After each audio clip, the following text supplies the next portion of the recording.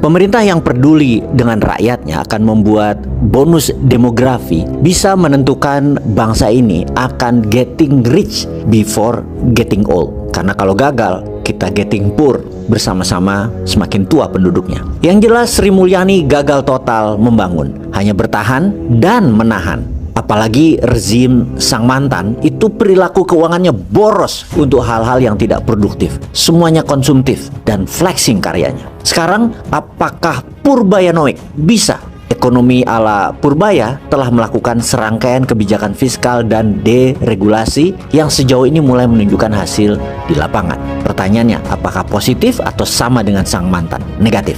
Purbaya di awal ini berupaya menggabungkan kebijakan pro bisnis, pro rakyat, dan pro stabilitas fiskal dalam satu kerangka kerja yang tujuannya memperkuat konsumsi domestik. Juga untuk meningkatkan kepercayaan sektor usaha dan postur keuangannya, menjaga keseimbangan fiskal di daerah dan pusat. BUMN versus swasta, ekspor versus impor, yang bertujuan memulihkan daya beli dan memperkuat basis pertumbuhan domestik. Sekali lagi kita tanya, apakah berjalan positif? Indikator ekonomi terbaru memperlihatkan tanda-tanda adanya perubahan di tingkat makro dan konsumsi masyarakat. Kita bahas lebih dalam dan apa artinya buat kita semua. Data ekonomi Oktober 2025 menunjukkan inflasi Indonesia tercatat 2,86% secara tahunan, naik dari 2,65% pada Septembernya.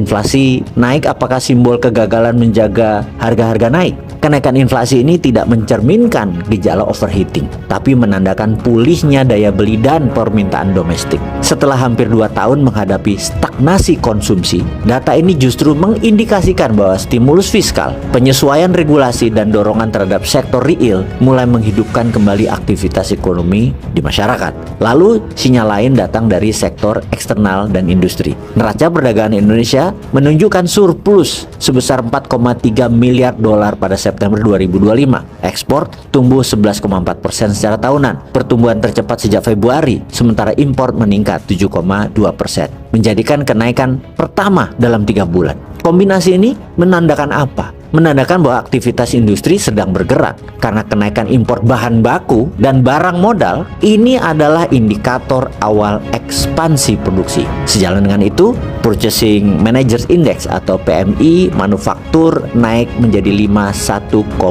dari 50,4 pada bulan sebelumnya. Memperlihatkan sekali lagi ekspansi industri selama 3 bulan berturut-turut naik. Dari sisi konsumsi sekarang, laporan Consumer Sector Report pada Oktober 2025 belanja masyarakat meningkat signifikan. Peningkatan ini terjadi di semua wilayah dengan lonjakan tertinggi di Sulawesi, Kalimantan, dan Jawa. Yang lebih menarik, pertumbuhan paling kuat justru datang dari kelompok barang tahan lama seperti handphone, peralatan elektronik, dan rumah tangga. Kategori ini menjadikan indikator awal pemulihan kepercayaan kelas menengah. Meningkatnya belanja rumah tangga membuktikan adanya efek nyata dari kebijakan pro konsumsi seperti menghapuskan hutang kecil di bawah 1 juta dan distribusi kredit lebih lancar. Purbaya selama tidak diintervensi sejauh ini berhasil menjadi stabilisator psikologis bagi ekonomi Indonesia. Tetapi keberlanjutan keberhasilannya akan ditentukan oleh konsistensi pelaksanaan pemberantasan korupsi dengan undang-undang penyitaan aset. Jadi pertanyaan terakhir, kapan Pak Bos undang-undang penyitaan aset koruptor disetujui?